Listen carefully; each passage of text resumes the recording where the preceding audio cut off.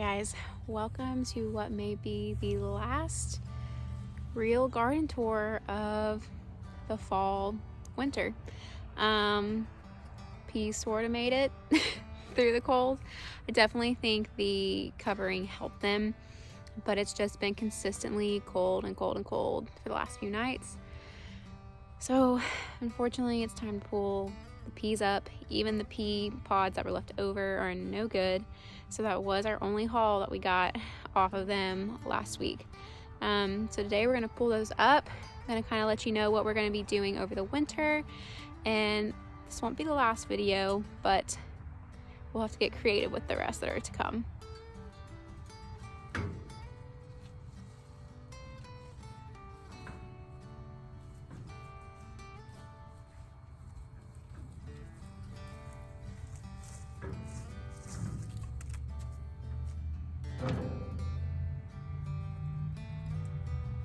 So just gonna pull all these up, hop them in the wheelbarrow, and take them over to our compost pile. There's nothing to harvest off of them, so they'll just come in from out of the ground, and I may leave the roots in because that will actually give nutrients back to the soil. So what I think I'm gonna do is cut it and let them decay in the ground.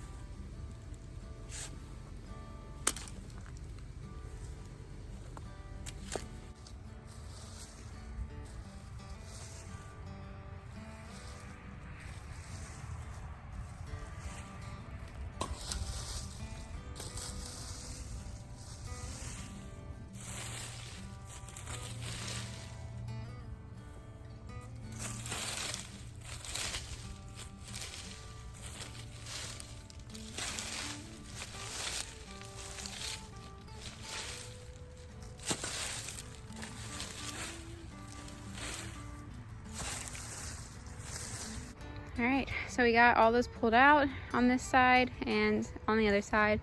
Went ahead and raked off all the leaves that had really piled up under the peas that were actually covering up a lot of the radishes. Those radishes may still grow. They've not been affected by the frost because they've been kept warm by the leaves and peas. So they may grow a lot better now and get a little bit bigger. So we'll just kind of see how those do. If you guys remember, I did have a borage flower back here, and that did get taken out by the frost. I don't remember if it's a perennial and will come back or not, but hopefully it does because I didn't get any flowers from it. Now we have all of these pea vines. It's a lot to add to our compost.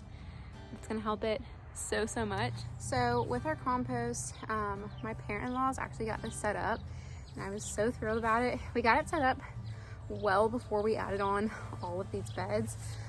And it's just really nice being able to like save all your cuttings, and so much stuff we just throw away that instead you can come and put out here and it turns into soil so quickly. We've been thrilled watching it and learning the science behind it all and how simple it really is. So, and I mean, we kept it simple. Like, we are not people that come out here and check the temperature. We don't take measurements from it of like, you know, breaking all the stuff down, like the real science part of it. We keep it simple and it works, and we're thrilled by it. So what we have is just two like circle, where we've taken, I think it's like rabbet fencing. So it's the smaller rectangle squares, and we just encircled it, and we have two. So one we fill up and then one we leave empty. And once that one fills up, you basically can either just forks it into this empty one, but the purpose and moral of it is so simple because you get so much stuff to put in it that you never realized you had before. Like all of these peas from the garden, I'm just gonna put in there, and now we will have compost for probably next fall's, from this fall's little harvest.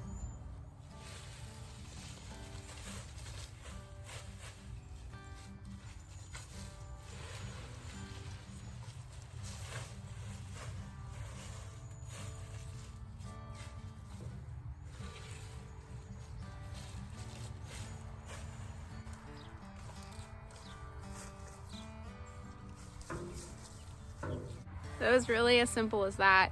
Anybody can do this. Anyone can make this tiny little setup in the back of their yard in a corner. Doesn't smell, like it really doesn't.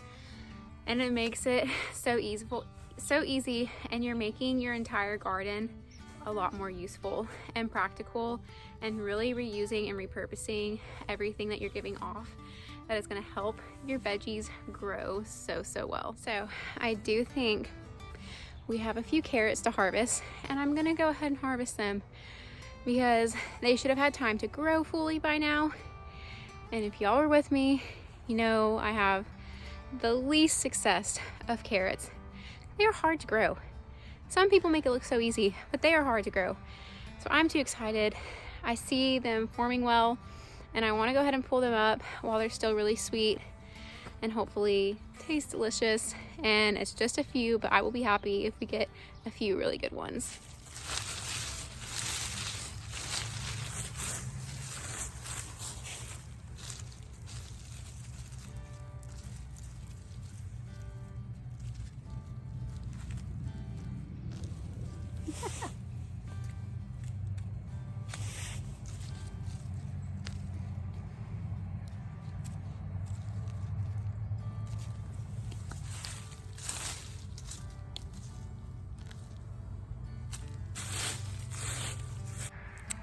What a harvest. The best I've had so far, for sure. There's only this few because very little of our seeds germinated, which is part of the really hard part about growing carrots. But you know, the tops that you can see from the ground, like from just moving the dirt a little bit, always throw you off because it's never as much as you think you're gonna get. But not bad. This would be just for me tonight, and maybe I will do that, but better luck next year. Every gardener basically, I think, just has that one thing that they struggle to grow. I know gardeners, seasoned gardeners, who like still deal with this, and they just have, other people can easily grow it. Like, it's like you just throw seeds in the ground and they get this prolific harvest for trying nothing. And then there are these seasoned gardeners, I am not one, I'm not claiming to be, but that I learned from, who they struggle with growing food just as much. It's simple, it's easy, but there are certain things that there is definitely a learning curve for that catch you off guard, and apparently mine are carrots. So real quick, let's kind of talk about what we're gonna do to this space to get it ready for our spring garden. So it's already that time of the year, because in about February I will be starting my seeds for our spring garden. So our spring beds will need to be ready for that. So over the winter, if you planted a garden the season before, either in the summer or the fall, you want to amend the beds to get them ready for the spring, to have them well nutrients and nourished and ready for a new big harvest. So we are going to add new compost on top of all the beds, and then a fresh layer of mulch on top of all the beds. We talked about moving these cattle panels for the fall garden, but we never did that. So we will go ahead and do that this winter so that we don't have to do it in the hot early spring where it's getting warmer. So we're gonna do some straight across the back just for our tomato plants. And then we will do some like this, but down the length for our vining plants to climb over and create a beautiful space. So things like this that we still have growing, we will just put compost and mulch around. I need to start harvesting this kale, but I was just kind of kaled out for a while. And then there's some collard greens. So we will still keep using those because I can't even believe that they are still hanging on. But again, we will just compost around it and give these beds some good nourishment that they need to be ready to be planted in the spring. All right guys, well, I'm gonna take these carrots in and get them washed up and ready for dinner. Nick can have a nibble off of them. But thank you for hanging out with me today, guys. The garden is wrapping up for just a little bit, but there's still a lot to take you along with, and I'm already ready to start planting my fall seeds or my spring seeds in February and taking you guys along with me to show you how to do that and get your garden ready.